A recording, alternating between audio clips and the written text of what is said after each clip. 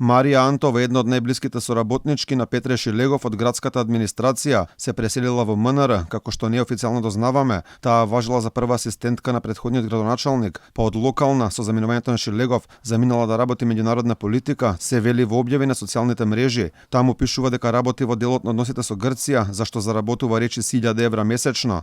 Дека заминала во МНР, Залфа потврди од главниот град. Таа направила трансфер кај Османи со спогодба за преземање на 19 април годинава.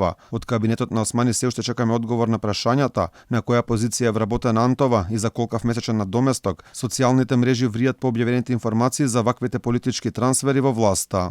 Знаевте дека и шефот на кабинет на Шилегов, госпоđица Антова, ја вдомија во МНР да биде дипломат. Епа дечки, Марија ќе зема плата од 60.000 денари и е задолжена за односи со соседот Грција. Случајност или?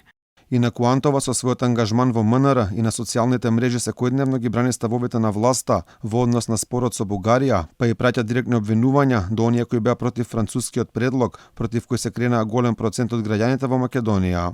Изгледа најмногу од бугаризација ме бранат тие со бугарски пасоши по основ на бугарско потекло, легален основ за бугаризација и тие кои не живеат тука, ама најмногу ја сакаат родната грудка, многу чувствителни луѓе.